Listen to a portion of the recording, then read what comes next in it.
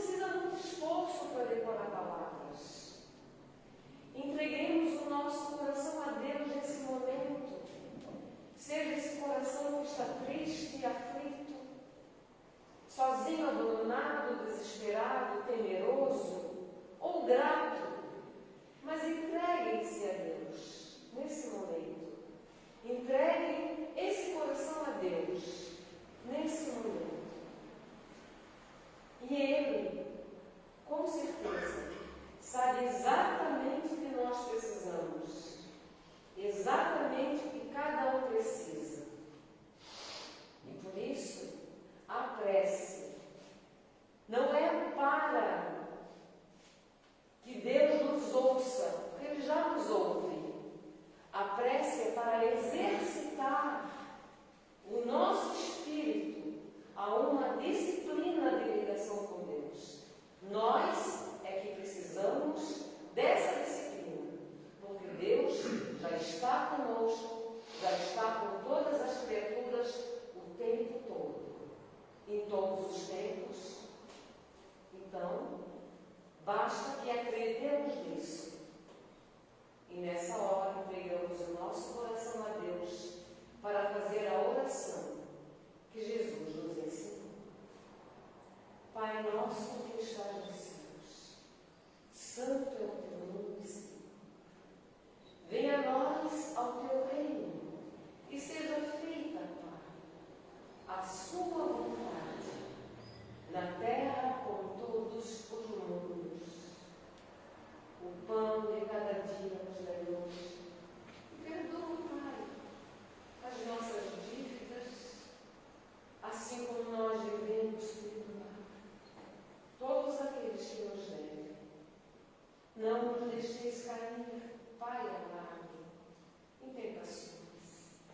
Sustenta-nos no Espírito.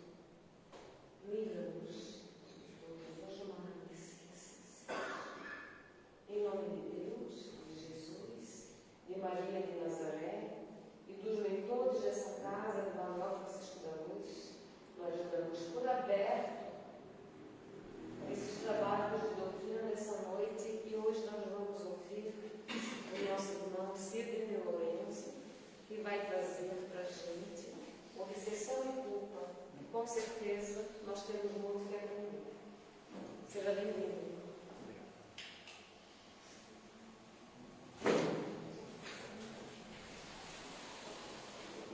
Queridos amigos, da paz de Cristo em nossos corações. A gente fica feliz de estar voltando a esta casa, vendo tantos corações amigos, né?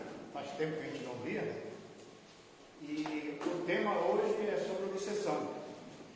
E como a gente vai falar sobre obsessão, eu gostaria só de lembrar que quando a gente fala sobre esse tema, os obsessores também vêm para participar.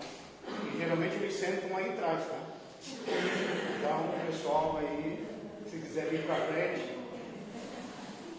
Amigos, o tema da doutrina espírita é sempre oportuno, né? Para nossas reflexões. E eu recordo-me que, numa das palestras do nosso querido Divaldo Pereira Franco, ele narrou um fato muito peculiar do nosso querido Dr. Bezerra de Menezes, quando ainda o Dr. Bezerra de Menezes estava na Terra, no seu consultório de medicina no Rio de Janeiro, e já estava prestes a deixar o consultório, já terminando o expediente, e de repente chegou um pai, abriu a porta, meio afoito, meio desesperado, e dizendo ao Dr. Bezerra de Menezes, eu vim aqui para o senhor poder me ajudar. E logo após o pai entrar, veio também uma jovem, com camisa de força, os dentes quebrados, o corpo não higienizado, as unhas tinham crescido de tal forma que tinha penetrado nas carnes das mãos, e cada crise que ela dava, ela tentava morder as pessoas, as coisas, e tinha marcas na boca, e foi trazida por 2 enfermeiros fortes. E aí o pai virou para o Dr. Bezerra e disse, Dr. Bezerra, eu vim trazer a minha filha para o senhor curar. Se o senhor não puder curar, eu vou matá-la e depois vou me matar. E o Dr. Bezerra de Menezes, naquele instante, olhando aquela jovem, verificou que havia um espírito sofrendo tanto quanto ela. E naquele momento que ele percebe isso, ele se aproxima da jovem e diz assim: nós somos dois infelizes. Você, meu irmão, que o ódio te enlouqueceu, mas eu, se eu fosse o verdadeiro servidor do Cristo, eu calmaria em nome de Jesus. E naquele instante o doutor Bezerra abraça a jovem e começa a chorar. E no momento que ele começa a chorar, aquele espírito que a influenciava tentava mordê-lo, e ele, naquele instante, ele chorando, abraçando, e no momento ele percebe que daqui a pouco a jovem começou a chorar também. Ele começa a soltar então as fivelas da camisa de força, e no momento que ele libera, vai liberando os braços, o pai diz: não faça isso, doutor Bezerra, não faça isso, ela vai lhe agredir. Ele: se ela me agredir, porque eu mereço. E quando o doutor Bezerra de Menezes liberou os braços da jovem, esperando a bufetada, a agressão, aquele espírito que estava a influenciar aquela jovem, se jogou aos pés do doutor Bezerra de Menezes e disse assim: velhinho bom, andei por todos os cantos, me chamaram de demônio, de Satanás, mas tu me chamaste de irmão, velhinho bom. O que devo fazer, velhinho bom? E o doutor Bezerra de Menezes: tu deve ser feliz, meu filho. Mas se eu for feliz, ela, se referindo à jovem, também será feliz, que é minha esposa adulterina do passado, juntamente com ele, que hoje está travestido como seu pai. Mas o doutor Bezerra de Menezes: mas é a lei da vida, meu irmão, tu deve ser feliz. E o Espírito diz: eu vou deixá-lo, não por causa deles, que ainda continuam odiá-los, eu vou deixar porque eu encontrei alguém que me resolveu amar. Se desligou. Haviam se passado 12 anos naquele processo de subjugação. A jovem voltou à consciência, chorosa. O doutor Bezerra de Menezes orientou algumas medicações e acompanhamento até religioso, mas principalmente a medicação, porque quando esse processo ocorre durante um longo tempo, ele gera na área cerebral lesões. E essas lesões precisam de medicação na área da medicina. O pai então leva a jovem, os enfermeiros vão embora, e aí, com essa história, já poderíamos analisar alguns fatos, alguns detalhes. O primeiro deles que a gente quer destacar nessa história é o que o Espírito diz a doutor Bezerra de Menezes: eu andei por todos os cantos, me chamaram de demônio e de Satanás, mas tu me chamaste de irmão. Então, essa maneira de lidar com os espíritos que nos influenciam, essa maneira de lidar com os espíritos que estão atormentados, buscando vingança pelas próprias mãos, essa maneira de falar com esses nossos irmãos, que são igual a nós, que amanhã poderemos estar nessa posição também, dependendo das nossas atitudes, é a maneira que o Espiritismo lida com os espíritos. Tratar todos como irmãos. Porque aquela figura que foi criada ao longo do tempo, pelo processo atávico, psicológico, religioso, do diabo, do encosto, ou de algo parecido, que a gente propala tanto, isso, à medida que eu estudo a doutrina espírita, eu vou verificando que não é bem assim. E muitas das vezes, eu coloco culpa no outro, quando na realidade, muitas das vezes, eu que abri aquela oportunidade para acontecer aquilo. Então é nesse conteúdo que nós vamos conversar, dessa obsessão. O que é obsessão? Obsessão é uma ação prejudicial, insistente, dominadora de um espírito sobre o outro. Então, esse processo da obsessão é uma ação prejudicial. Ela tende a ter um prejuízo, dependendo do nível da obsessão, e pode trazer uma dificuldade para a pessoa, porque ela é insistente. Muitas das vezes aí a pessoa não consegue detectar o que é dela, o que é daquele que a está influenciando. É praticada somente por espíritos inferiores. Às vezes a gente ouve alguns companheiros falar assim: eu estou sendo obsidiado pelo meu anjo de guarda. Gente, anjo de guarda não obsidia ninguém. Anjo de guarda é um bom espírito. Ele nos intui para a prática do bem, para que a gente tome boas resoluções, para que a gente evite o erro, mas ele não nos obriga a ter nenhuma atitude. Já os espíritos igual a nós, inferiores, eles acham que pode dominar ou sente, né, a facilidade de dominar. Então veja, havia naquela jovem um componente de vida passada, de acordo com um componente de desajuste. Aquela alma estava vinculada a um processo de ódio, de rancor, de vingança. Ela reencarna de novo. Aquele que a prejudicou reencarna também numa outra roupagem, numa outra estrutura, psicologicamente falando, da personalidade. Mas o que ocorre ali? Ele, o espírito, embora fora do corpo, detecta, porque o que vale não é a forma física, é a alma que está envergando aquele corpo. E ele identifica e continua o processo de influência. Agora, essa influência ocorre porque houve um componente psíquico-emocional daquela pessoa para que pudesse permitir esse campo de influência. Então, a obsessão ela vai ter essas características. E ela é prejudicial e é feita só por espíritos inferiores. Por quê? Porque são aqueles que ainda não compreenderam a lei de Deus, a lei do amor, a lei do perdão, a lei do entendimento e até a lei do retorno, da lei de causa e efeito. E naturalmente todos nós vamos nos ajustar perante as leis divinas, dependendo do nosso comportamento. É uma influência nociva, porque muitas das vezes, dependendo do grau da obsessão, ela, ao permanecer durante um tempo, ela vai gerando um componente de desajuste. No livro Transtorno Psiquiátrico e Obsessivo, de Manuel Filomeno de Miranda, ele narra alguns fatos ocorridos no hospital psiquiátrico, de algumas pessoas que têm crises, vamos dizer assim, na área psíquica, devido à influenciação, que muitas das vezes são qualificados somente com distúrbio psíquico, né? Psicopatológico. E aí, nesse livro, narra Manuel Filomeno de Miranda que muitas das vezes aquela pessoa tinha uma crise, era levado para o local daquele hospital e chegando lá, um espírito que ficava por ali, que queria ordenar, tinha os espíritos bondosos que influenciavam os enfermeiros, mas tinha aqueles outros que aproveitavam da situação para fazer que os outros se vingassem. Aí, primeira coisa que aquele espírito faz, ele vai e verifica na ambulância quem é que está acompanhando aquela pessoa que vai ser internada. Aí ele identifica o espírito. Aí ele chama lá diz Manuel Miranda, chama lá numa repartição do próprio hospital e fala assim, o que ele fez para ti? Aí ele, não, ele fez isso, ele matou minha família, ele roubou, ele fez... conta toda a história. Ah, é? Tá bom, então eu vou te ensinar uma técnica para você evitar que faça efeito da medicação, para ele sofrer mais.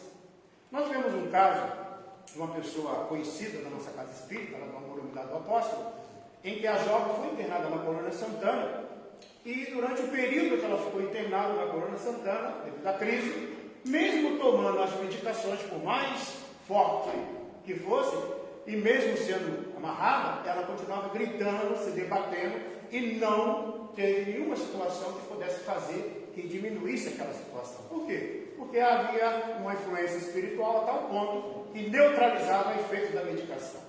Depois foi orientado, e ali a Dona Lúcia, na época, né, quem conhece a Dona Lúcia ali do Ceará dos Pobres, né? Ela, na época, foi comunicada a ela, aí a família tirou a menina, mesmo com toda a dificuldade, levou ali, e a Dona Lúcia falou, tem um espírito do lado dela, ele que está fazendo isso, cara. E aí ela orientou, fez todo o processo, a jovem estava andando por aí, sem nenhuma dificuldade. Então, veja, esses fenômenos ocorrem. Agora, dependendo da maneira como lida. Dr. Bezerra de Menezes age com muito amor. Mas em alguns grupos religiosos do nosso mundo, age como se fosse um demônio, como se não fosse filho de Deus. Como se não fosse aquela pessoa que tivesse sentimento, age diferente. Então, por isso que muitas vezes o conhecimento ele vai nos favorecer nesse entendimento. Agora, olha só que detalhe que a doutrina espírita nos orienta. Decorre sempre de uma imperfeição moral. Então, a causa da obsessão, ela está numa imperfeição moral. Se não tivesse a imperfeição moral, não teria o processo obsessivo. Então, veja que uma coisa está ligada à outra. Então, veja bem. As causas e efeitos da obsessão. Qual é a causa básica da obsessão? Que a gente conhece assim de uma forma muito clara. Comprometimento de vidas passadas, como o fato que eu narrei agora no início. Então, esse comprometimento de vida passada, todos nós praticamente na Terra temos ligações, temos situações que foi amenizada, às vezes, nessa existência, para que a gente possa pegar um pouquinho mais de força. Mas na próxima vez tem uns que já acompanham desde pequenininho, já está reencarnado, está lá o pequeno, está vendo lá o espírito, e o espírito não deixa ele dormir, e a mãe fica preocupada, leva o psiquiatra, leva isso, leva aquilo, e ele fala, mamãe, tem um espírito ali na porta ali, ó. Ele está vendo. E às vezes os espíritos estão fazendo isso. Por quê? Porque ali não é somente a criança, é um espírito, alguém tem uma experiência de vida, de outra existência, e passa a ter essa dificuldade. Por isso que a evangelização da criança e do jovem é importante, para que ele lide com essas informações do mundo espiritual de uma forma mais clara.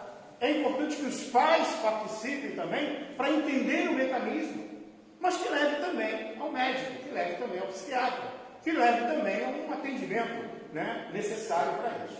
O comprometimento de passados geralmente tem o componente do desejo de vingança. Então esse desejo de vingança, ele vincula, né, aquele que deseja se vingar a sua vítima, ou aquele que foi o algoz, né, que hoje a gente vê um pouco diferente. A gente vê aquele que está sofrendo como vítima, que na realidade foi o algoz do passado. A outra situação que ocorre na obsessão é a afinidade moral. Aonde está o componente? Imperfeições morais. Então, veja, daqui dá para a gente poder já mudar. Se muda essa área, já muda muita coisa na nossa caminhada. E aí, aonde é que está o ponto principal da motivação? Preferências e tendências viciosas. Então, se eu tenho tendência, por exemplo, de falar mal da vida alheia, eu sou cercado por espíritos que adoram fazer isso. Se eu vou para ambientes vulgares, para atitudes vulgares, para conversas vulgares, atrai espírito da mesma natureza. Mas se eu for para um ambiente sadio, um ambiente de paz, de amor, né? Por exemplo, nós temos a Casa Espírita, devido a todo o trabalho que é feito na Casa Espírita há algum tempo, a prece que é realizada, todo o ambiente, de uma certa forma, é higienizado. E os espíritos que vieram conosco, mudando um pouquinho o que eu disse no início, né?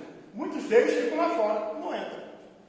Ficam tudo lá, por isso que eu falo meio alto aqui para ver se eles ouvem, né? Fica tudo lá fora. Eles não entram, porque o mundo espiritual faz como se houvesse uma barreira fluídica aqui, para que aqueles que já estão querendo mudar, venham, assistam palestra também. E aqueles que não estão com essa intenção, ficam lá fora. Eu só lembro, aproveitando, né, nós somos cerca de 8 bilhões de seres na Terra, tá? Encarnado. A população visível, que nos cerca, é 4 ou 5 vezes a população encarnada. Não dá para a gente dividir aí pelo menos 5 para cada um. Né? Imagine, tem alguém que diz assim, vou morar sozinho. No mínimo vai ser um coelho. Nunca vai sozinho morar. Então veja, os espíritos estão em todo lugar. Aonde nós estamos passando, eles estão por aí. Aí o que acontece? Eu sempre falo, aproveite quando terminar a reunião, saia no meio da multidão rindo, mude o pensamento, a coloração. Aí tu passa lá no meio deles e ele fica te procurando, cadê fulano? Sumiu, está aparecendo. Porque aí você mudou o teu pensamento, o teu estado mental, a maneira de tu ver a vida. Aí você fica livre durante uma semana. Imagina ficar livre durante uma semana de influência espiritual. Né? Mas não te preocupa não. A primeira semana, passa a semana, na primeira briga, na primeira discussão, no primeiro pensamento negativo, olha ele lá. Aí continua a simbiose psíquica de novo. Gente, quem é que faz essa conexão? Somos nós. Se eu tenho meu celular, não desliguei, ele tocar, ele vai tocar aqui agora. Porque aqui tem as células que o celular é capaz de detectar de acordo com o número que nós temos. Se ligou para mim, se ligou para A, para B, não importa. A mente nossa funciona do mesmo jeito. Se eu me sintonizo com coisas negativas, atraio espíritos, também é assim. Tem um espírito que disse para a senhora, ela é tão azarada que eu vou fazer ela ficar pior ainda. Porque ela reclamava de tudo, se chovia, reclamava, se fazia sol, reclamava. Tudo ela reclamava. O estado mental dela era de reclamação, quanto mais. Aí o que os espíritos faziam? Se aproveitava para brincar com ela, trazer essas influências. Então vejam que nós temos aí um componente de entendimento para mudar um pouco esse foco. Qual é o processo que ocorre na grande processo das obsessões? Geralmente é a sintonia mental, e essa sintonia mental gera esse envolvimento fluídico. Então, lembrando que a sintonia mental é de acordo com aquilo que eu nutro, aquilo que eu tenho repetição na minha mente, que eu, né? Hoje a gente fica tanto no celular que acaba nem pensando tanta coisa, mas vê tanta coisa no celular que acaba se perturbando também. Né? A gente olha a postagem, isso aqui eu queria falar umas coisas, escrever. Esse aqui também. Aí vai se perturbando, não percebe. Daqui a pouco chega o filho, pede alguma coisa, já briga com o filho, mas a perturbação vem lá da internet. O cuidado que a gente tem que ter. E aí, qual o processo? Hipnótico. Inicialmente, é uma coisa simples, e depois ela vai se agravando. Então, Allan Kardec, no capítulo 23 do Livro dos Médiuns, ele fala dos 3 tipos de obsessão. A obsessão simples, a obsessão por fascinação e a obsessão por subjugação. A obsessão simples é aquela, por exemplo, vou dar um exemplo, é tipo uma neurose, né? Eu sei que muita gente veio de carro e você tem certeza que fecharam o carro de vocês lá? Quem veio de carro? Alguém que lá fora dá uma olhada também? Não, não sei. Então, neurose é isso aí. Essa é uma obsessão simples. A gente está aqui, daqui a pouco vem na nossa mente assim, sabe qual que fechei o carro? Fechei. Tu mora lá no 10º andar, faltou luz, desce, as escadas vai lá embaixo. Quando chega lá embaixo, será que eu fechei a porta?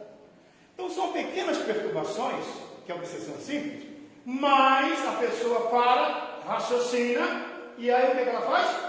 Desconsidera. Então ela é fácil de você sair desse campo mental.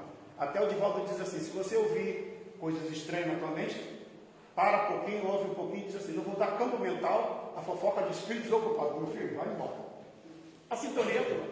Então a obsessão simples tem essa característica volátil. Você se perturba, daqui a pouco tu volta, então é melhor. Já a obsessão por fascinação é meio psicótica. É aquele que começa a achar que é melhor do que o outro. Né? Ainda mais o médium. Ele tem lá um grupo de médicos que recebe comunicação na casa e ele começa a dizer, mas minha comunicação é melhor do que a do fulano. Eu estou psicografando agora, comecei ontem, e eu vou psicografar mais do que Chico Xavier. Né? Então a pessoa começa a se achar. E aí isso acontece no meio da profissão, isso acontece às vezes na família. E esse processo da fascinação, o objetivo do espírito, na realidade, é fazer que a pessoa se torne estranha no ambiente, se estranha aonde ela está. E essa estranheza faz que as outras pessoas comecem a rejeitá-la. E aí ela vai aumentando e chega às raias de um processo mais grave. Então a obsessão começa simples, se vai aumentando, ela chega o estágio, né, da fascinação, até que chega no processo da subjugação. Aí a influência do espírito é tamanha que controla a vontade do indivíduo. Como aconteceu na jovem que eu narrei no início. Então ela de uma temporariamente, ela perde a vontade, ela não consegue controlar sua vontade e é dominada por aquele espírito. Como é que essas intervenções têm que ocorrer? Na obsessão simples, uma boa leitura, ouvir palestras. Hoje nós temos 300.000 palestras, né, na internet. Em vez de ficar ouvindo outra coisa, entra lá no YouTube, assiste uma palestra, né, bota uma coisa positiva na cabeça. A fascinação a obsessão por fascinação, geralmente aquele que está envolvido nesse processo não percebe. E às vezes a tendência, o espírito que está fascinando, é para que ele não se afaste. O pessoal lá no centro não vai te entender. Você tem uma missão para fazer. E aí se afaste e vai psicografar em casa. E fica a pessoa psicografando a madrugada inteira. Aí escreve uns livros meio estranhos, publica, e o povo ainda compra.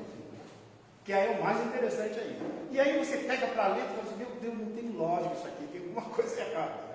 Certa feita nós estivemos fazendo, foi uma caravana, né, que foi lá para o Chico. Nós fomos um grupo no ônibus, e chegando lá, o Chico já tinha desencarnado há muito tempo, né? E aí conhecendo lá a casinha do Chico, que virou um museu e tudo mais. E aí teve um determinado centro espírita que nós compramos um livro para ajudar o centro, de Ivone Pereira. E aí, um comprou, o outro comprou, o outro comprou, o outro comprou. Na realidade, foram quase uns 15 lá comprar o livro. E aí, de volta, né? Imagina de ônibus, né? De lá para cá, até Florianópolis, é muito chão. Né? E aí veio tudo lendo o livro. Lendo o livro. Daqui a pouco alguém, eu estava sentado assim mais ou menos mais para frente, aí alguém lá no grupo falou assim, Sidney, tu já leu essa parte aqui do livro? Aí eu peguei o livro, porque eu também comprei. Aí eu peguei e fui lendo lá. Aí depois, você leu isso aqui? Aí ele começou, né? Eu tive que fazer uma palestra dentro do ônibus, né? Com certeza. Aí o pessoal estava analisando o livro. Veja, dito por Ivone Pereira. Como é que eu vou saber se foi Ivone mesmo? Gente, nós temos hoje uma coleção dos livros da Ivone. Se você pegar o conteúdo dos livros da Ivone, você sabe se aquele espírito que deu a mensagem, se é Ivone Pereira mesmo ou não. Mesma coisa o Bezerra de Menezes. Tem muito bezerro por aí se dizendo Bezerra de Menezes. Então não acha Bezerra de Menezes. Não é bem por aí assim, não. Então a doutrina espírita, ela tem esse detalhe que faz a gente parar e analisar. Veja, será que é mesmo? Será que não é? Será que essa mensagem tem isso? Porque os espíritos, gente, superiores, eles não ficam preocupados se nós rejeitamos a comunicação deles. Só o espírito inferior igual a gente. A gente dá uma mensagem e a gente quer que já bota no jornal, publica na rede, bota tudo quanto é canto. Quando na realidade o médium, fascinado, ele tem essa dificuldade de fazer essa análise. Aí ele acha que tudo que é produzido pela mão dele, ele chega a um estado. Até que chega um ponto que o espírito domina a sua vontade e chega às raias da obsessão. Então nós temos aí esse grau, né, da intensidade do processo obsessivo. Formas da obsessão. Encarnado para encarnado. Achava que era só espírito? Não, de encarnado para encarnado. É aquele encarnado, né, que a gente já sabe aí, tem, às vezes tem na família, tem na relação social, que fica ali ligado a gente o tempo todo, e a gente sabe disso, né? Desencarnado para desencarnado, fora do corpo físico.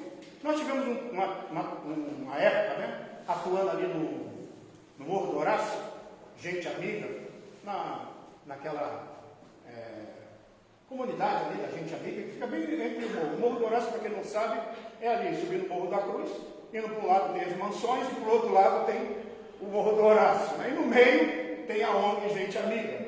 E nós atuamos ali, fazendo palestra para as crianças, para os pais e tal. E muitas vezes, no trabalho que a gente executava ali, depois a gente ia para a nossa casa espírita, ali numa comunidade do apóstolo. E numa certa feita, quando nós viemos, nós fomos para a reunião mediúnica, que era dia.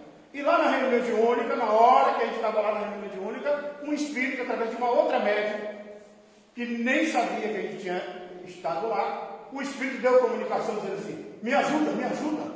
Eu despachei tanta gente do lado de cá, e agora eu morri e estou aqui encontrando, estão tudo atrás de mim. Aí fomos conversar com ele, conversamos, e era alguém daquela região que tirou a vida de alguns, devido a situações de drogas e tudo mais, que a gente sabe ali, a violência ali tem muito isso. Aí ele imaginava que tirando a vida do outro, que ele era for, que estava resolvendo o problema. E pelo contrário, ele arrumou outro problema para ele. Porque quando ele chegou no mundo espiritual, estava todo mundo vivo. Você aqui? E aí começou a ir atrás dele. Então veja, o que acontece? A obsessão de desencarnado por desencarnado. Então aquilo que a gente esconde aqui, quando chega no plano espiritual, já não dá para esconder mais. A gente pode até esconder aqui na terra, né, o pessoal não saber, mas chegou lá, era tudo que estava lá, né? Já descobre lá, saindo do corpo. A obsessão de encarnado para desencarnado. Geralmente é aquela mãe, pai, né, que desencarnou, um amigo, irmão, parente, e a gente fica ligado. Poxa, com aquele pensamento, perdi meu pai. Não perdeu, ele apenas está num outro estágio, né? Ele está numa outra situação. Agora mesmo com essas catástrofes que está acontecendo, acontece muito isso. Mas dá para a gente entender que muitas vezes é um encarnado que, muito ligado ao desencarnado, acaba atraindo ele ou dificultando o seu despertar no plano espiritual. Desencarnado para o encarnado. É aquilo que a gente mais conhece. Que é aquele espírito que a gente não vê, que fica nos influenciando. Lembrando que a nossa mente, quem comanda é a gente, né? A obsessão recíproca, aí é os dois se envolvendo psiquicamente, né? E a auto-obsessão. Certa feita, numa reunião mediúnica, um espírito virou obsessor, influenciador. Ele chegou e disse assim: eu não vou mais obsidiar ninguém. Aí o doutrino, mas por que, meu filho? Olha, eu fico olhando, é tanta tarja preta que essa turma toma, já estão tão mal que eu não vou influenciar mais ninguém. Veja, às vezes é a própria auto-obsessão. A pessoa não acredita na vida, não acredita em Deus, né? Acha que a vida vai acabar porque perdeu alguma coisa. E realmente acaba muitas vezes, mas às vezes está te levando para um outro posicionamento diante da existência. Para tu tomar uma outra atitude. É aquele desvio ali, é temporário. E muitas das vezes a gente não consegue entender porque nós somos muito imediatistas. Então a doutrina espírita vem nos dizer que muitas vezes nós mesmos sabotamos a nossa infelicidade. Aí eu boto culpa em quem? Se eu sou católico, boto culpa em Adão e Eva, o pecado original, né? Se eu sou de outra crença, eu boto culpa nos demônios. Se eu sou espírita, eu boto culpa em quem? O obsessor. Os obsessores estão me atrapalhando na vida, né? Ah, eu estou brigando em casa por causa do obsessor. Aí começa a botar o obsessor em tudo. E às vezes o obsessor não tem nada a ver comigo, eu não fiz nada. Ele está brigando porque ele é assim mesmo. Então são algumas maneiras, né, da forma da obsessão. Então por isso, amigos, que para entender esse processo do nosso crescimento, a gente tem essa caminhada, né, que nós vamos tomando a cada passo. Antes de fazer essa finalização, eu lembro apenas de um fato que ocorreu na nossa casa, que é uma história que vale a pena a gente comentar, de um jovem que chegava, quando ele chegava na porta do centro espírita, ele sentava para assistir palestra, e de uma hora para outra ele caía no chão e começava a andar como se fosse um animal de 4 patas dentro do centro espírita. E aí a gente tentava, ele queria pular em cima da mesa, ele queria fazer várias coisas, e às vezes era 4, 5 homens para segurar, e não conseguia segurar aquele rapaz. Toda vez que ele ia, acontecia isso. Isso foi acontecendo, a gente depois ele voltava, a gente conversava com ele, e a gente querendo ajudar e tudo mais. E aí eu cheguei para ele e disse assim: fazer o seguinte, você não vai vir mais à casa espírita. Dia tal nós vamos fazer, já que você não consegue se controlar, então dia tal nós vamos fazer uma reunião de desobsessão, dia tal tem a nossa reunião de desobsessão, e eu vou te ligar 1 hora antes, para que tu fique em casa, tranquilo. Já acontece esse fenômeno em casa contigo? Não, comigo não acontece, só acontece aqui. Então tá bom, então tá, vamos lá. Aí você faz isso? Faz, combinado. E nisso nós entrávamos, ligávamos para ele antes, para ele ficar lá, desligar a televisão, parar, ficar lendo um livro, alguma coisa parecida. Bom, aí na hora que a gente fez a reunião, veio um espírito através de uma médium, que já está adequadamente preparada, educada, com a mediunidade segura, que controla, que sabe porque aquela intervenção dos espíritos é temporária, o médium que já tem experiência sabe controlar, e ele controla até as atitudes do espírito, porque ele tem esse controle, porque ele aprendeu através de exercícios. E aí o espírito disse assim: vocês querem ajudar ele? Pode ajudar, mas ele tem que ir lá pedir desculpa. E aí a gente aprofundou, né? Aproveitei e perguntei, mas pedir desculpa por quê? Não, ele foi lá, pediu para a gente fazer um trabalho para ele, e ele acha que ali é brincadeira, e jogou depois tudo fora, achando que vai resolver. Ele tem que ir lá pedir desculpa. E aí eu falei, conversou, e outra coisa desse espírito, vocês querem ajudar? Ele ajuda, mas eu não tenho nada a ver com vocês, e foi embora. Aí passou, quando ele apareceu de novo, eu virei para ele e falei: meu amigo, o que tu fez? Ah, não fiz nada, não fez. Fez sim você, pode falar. Não fiz, não fez. Aí contou. Foi lá pedir algumas coisas em benefício próprio e depois não tomou as atitudes que foi orientado. Aí eu disse para ele: devido a esse teu quadro que você escolheu, pela tua vontade, tu tem 2 maneiras de resolver isso aí. A primeira delas é evoluir, meu filho, e ficar acima espiritualmente dessa influência desses espíritos. E a segunda é você ir lá pedir desculpa. Porque se você foi lá pedir para que pudesse fazer alguma coisa, você se vinculou. Ah, mas na doutrina espírita tem essa explicação. Quando Allan Kardec fala ali no capítulo que vai tratar sobre bênção, culto, feitiçaria, talismã, ele vai falar sobre pactos. E muitas das vezes, devido à nossa ânsia de querer resolver algumas coisas, nós vamos em lugares onde os espíritos se prestam a esse tipo de ação, e aí a gente pede essa ajuda. Aí, ao pedir, ele se vinculou. Neste caso, o espírito se ligou a ele, um espírito que tinha perdido a forma humana, que é um fenômeno da licantropia, através do processo de indução hipnótica, e aqui ele fazia ele andar como se fosse um animal. E a nossa casa depois, para fazer essa intervenção, precisou que aquele que fez o processo, ele pudesse cortar. Hoje o rapaz já está bem, e inclusive aquele espírito que jogava ele andando pelo chão, depois teve outro espírito se comunicando, que era a mãe dele, que queria ajudá-lo. Porque esses espíritos, quando acontece esse fenômeno, eles precisam. Então veja, o que eu estou tentando trazer? Trazer para vocês que esse processo é um processo complexo. Que mais de 4, 6 mil anos foi considerado como demônio, como Satanás, que é o que a gente sempre nos alimentou. Agora, quando você descobre que é um ser humano, que é uma pessoa que estava entre nós, que pode ser um pai, uma mãe, alguém que está ferido por algum motivo, que entra nas raízes da vingança, que a gente pode auxiliar. Por isso que, quando a gente estuda a doutrina espírita, nós vamos lá no capítulo 3 do livro da Gênesis, Kardec, que ele vai falar nesse capítulo sobre a origem do bem e do mal. Olha só que interessante, quando Allan Kardec trata desse tema, e é só bom para lembrar, a Gênesis, toda a nossa Gênesis, a Gênesis kardeciana, cada capítulo dela, ela está ligada a um grupo de ciências, da ciência humana. O capítulo 3, por exemplo, que é a origem do bem e do mal, ele trata de psicologia, ele trata de método de ciência do comportamento, sobre política, sobre todas as áreas do comportamento humano. E aí lá ele vai dizer assim, a origem do mal. Aonde está a origem do mal? Está no nosso distanciamento das leis de Deus. Então a origem do mal não está numa figura, não está no ser, está no nosso distanciamento em relação a Deus. A história de Abel e Caim e Abel, é a história do bem e do mal, da escolha da criatura, que é uma visão figurada que muitas vezes a gente não consegue entender. E aí ele vai dizer ali, por quê? Porque todos nós temos ao princípio, nosso desenvolvimento, o instinto. E à medida que esse instinto vai se desenvolvendo, e aí nos animais ele permanece durante um bom tempo, e quando chega no ser humano, ele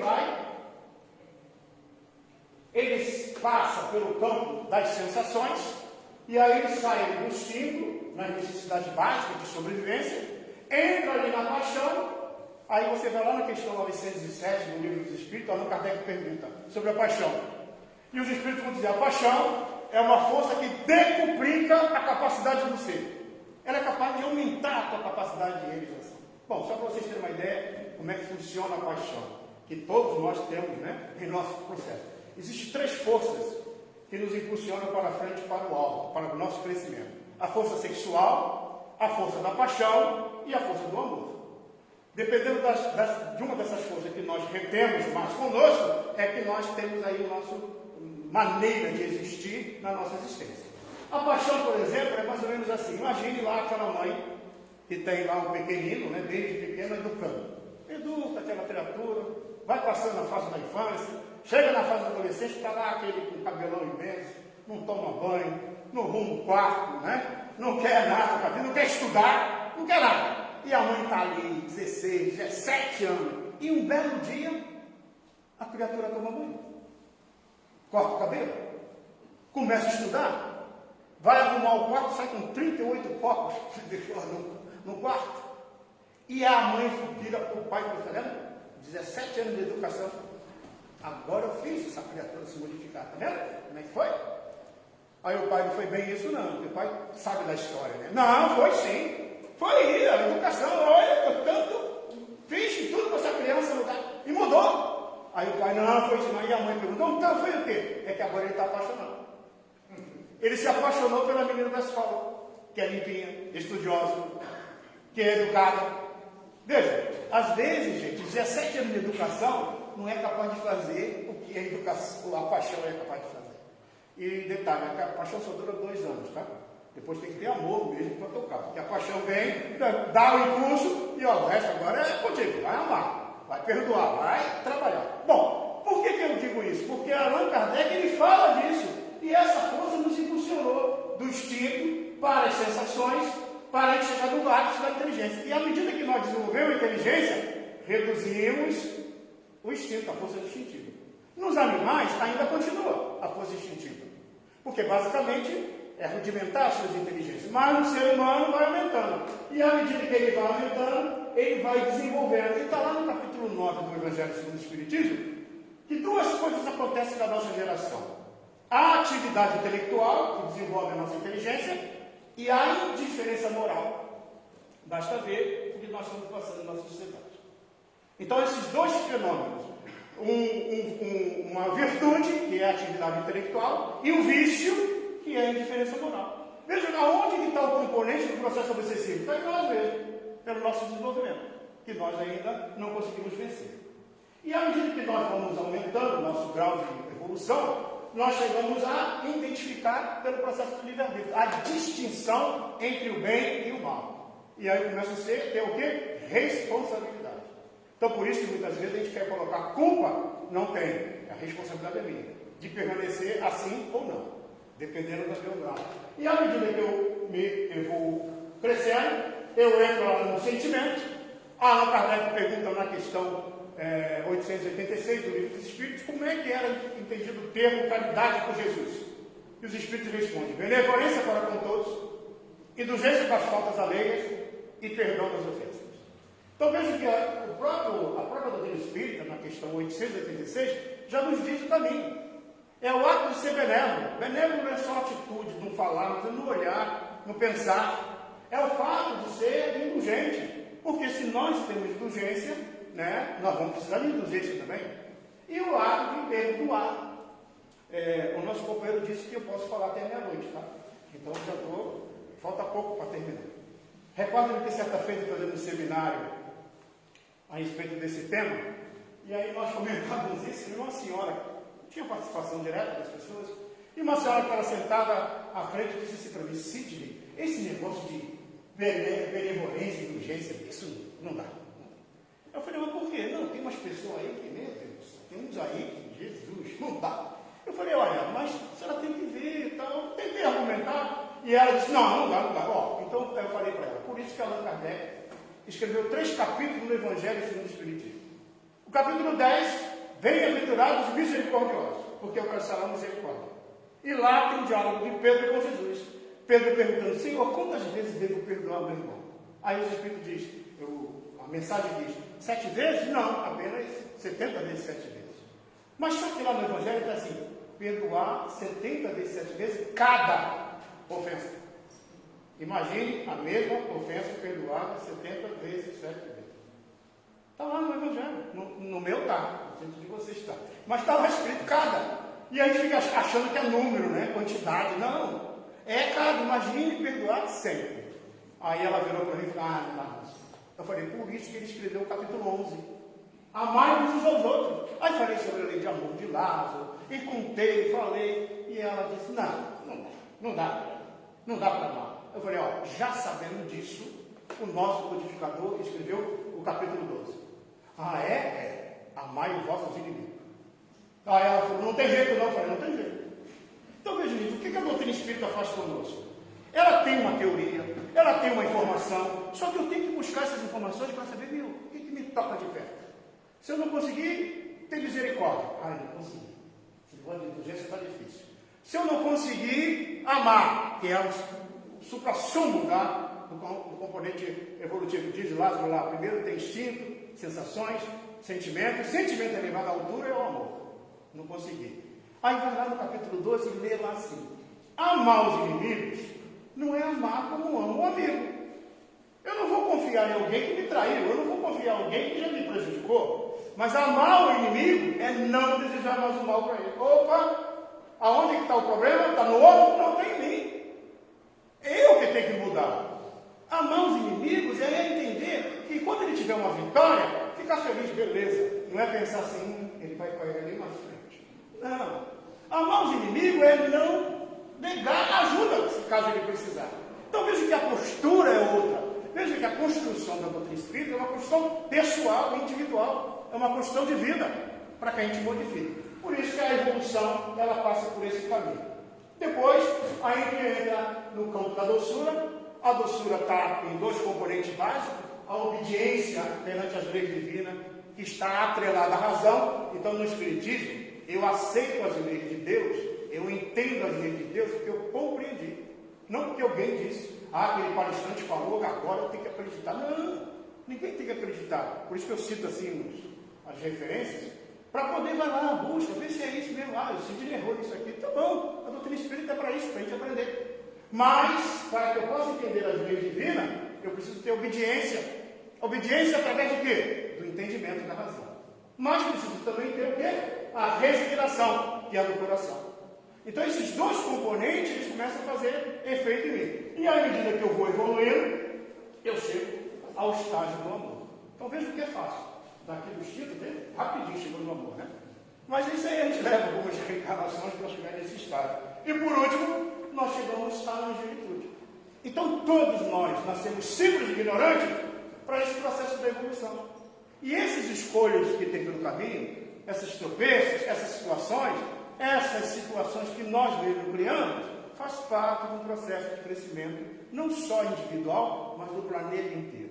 Fazemos esse movimento individual, fazemos esse movimento coletivamente e nos ajustamos. Nós tivemos, analisando, né, alguns fatos que ocorreram agora, por exemplo, e até é um material que a gente está pesquisando, e a gente vê que sempre a humanidade entrava em guerra, uma série de coisas, e veja que cada vez mais a gente está num processo ainda de ajuste. O ser humano não aprendeu ainda que deve perdoar uns aos outros. Então, à medida que nós vamos vivenciando esse processo de modificação, nós vamos transformando a nossa caminhada. A doutrina espírita, amigos, é essa doutrina de livre exame, que nos permite, né, esse grau de entendimento. E quando o Dr. Bezerra de Menezes, depois que ele, na sua peregrinação na Terra, ficou muito doente, já estava assim no leito, e ele então desencarna. Ao se desencarnar, ele chega no plano espiritual e foi recebido por Celina, a enviada de Maria, a mãe do nosso Senhor Jesus Cristo. E Celina diz: venha, doutor Bezerra, venha. Apraz a nossa Mãe Santíssima que tu não fique mais pela terra, aqui junto de nós, que tu possas ir para um planeta, um mundo melhor, um mundo mais feliz. E o doutor Bezerra de Menezes: Celina, se eu posso pedir, peça a nossa mãe para que eu continue na terra, ajudando aqueles que sofrem, para que eu possa ajudar todos aqueles que padecem no nosso planeta. Aí Celina se afastou vibracionalmente, voltou um tempo depois e disse: doutor Bezerra, foi-lhe concedido, permaneça na terra o tempo que o senhor precisar. Porque quem pegar a história ali no Ave Cristo vai ver a história do doutor Bezerra de Menezes, a ação dele na mudança comportamental. E aí, quando Celina fala isso para ele, ele fica feliz de poder continuar na terra para ajudar. Mas lá no mundo espiritual, na casa que ele estava, ele ouviu vozes do lado de fora gritando o seu nome, hosanas ao nome do doutor Bezerra de Menezes. E ele virou: Celina, mas diga, o que está acontecendo? E ela disse: vem, doutor Bezerra, venha ver. E ele chegou à sacada daquela casa, verificou que o jardim estava repleto de espíritos, dizendo assim: obrigado, doutor Bezerra de Menezes, pelo remédio que o senhor deu na terra. Obrigado por isso, obrigado por aquilo, obrigado por aquela palavra, obrigado. E lá no meio da multidão levantou aquela mão e disse assim: lembra de mim, velhinho bom. Lembra aquele dia que acendeste uma luz no meu coração? E ele viu que o coração daquele espírito estava transformado numa estrela. Então, amigos, quando nós nos sentimos acicatados por influências negativas, viemos à casa espírita para o passe, ele vai nos retemperar a coragem, mas façamos um processo de amor àqueles que, por algum motivo, sem saber porquê, pode estar nos influenciando. Porque todos nós, nessa caminhada terrena, estamos sujeitos a esse processo ainda, dessa influência. Mas, na certeza de que, como disse a nossa irmã na abertura da nossa reunião, Deus está presente em nossas vidas o tempo todo. Através do fluido cósmico universal, todos nós estamos conectados uns aos outros e nós somos irmãos de Jesus, herdeiro do universo. Então, basta se sentir assim e confiante e fé para que a humanidade vá se transformando através de nós. Muita paz.